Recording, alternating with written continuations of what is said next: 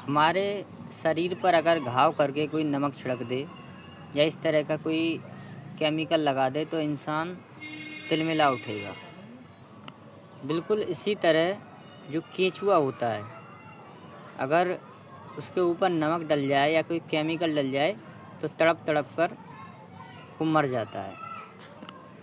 अभी तक वर्तमान में हमारे पास कोई भी ऐसी विधि नहीं है कि हम मिट्टी का रूप बदल सकें, जो मिट्टी बेकार हो गई है उसको उपजाऊ बना सकें।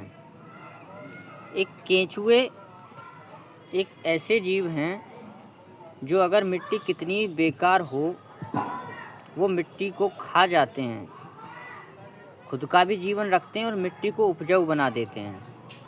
उनके जैसा जीव दुनिया में नहीं है जो मिट्टी का रूप बदल सके। हमारे पास ऐसी विधि नहीं है कि हम मिट्टी को इस तरीके से बिना नुकसान पहुंचाए उपजाऊ बना सकें।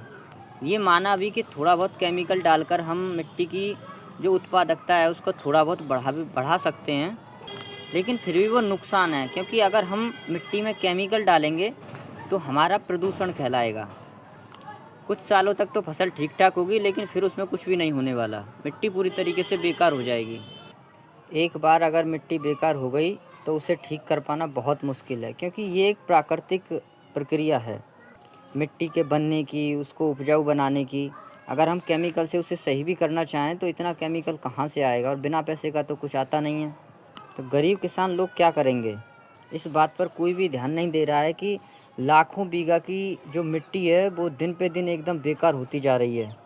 हम लगातार उसमें केमिकल झोंके जा रहे हैं बिना ये सोचे समझे कि इस केमिकल का क्या प्रभाव हो सकता है।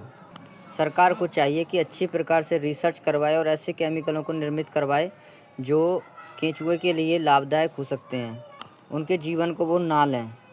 जहाँ की मिट्टी बेकार हो गई वहाँ फसल कुछ नहीं उगेगी भी नहीं, और फिर पूरा जीवन एकदम ख़त्म। सब कुछ मिट्टी पर ही निर्भर है। जब तक हमारी मिट्टी उपजाऊ है तभी तक जीवन है।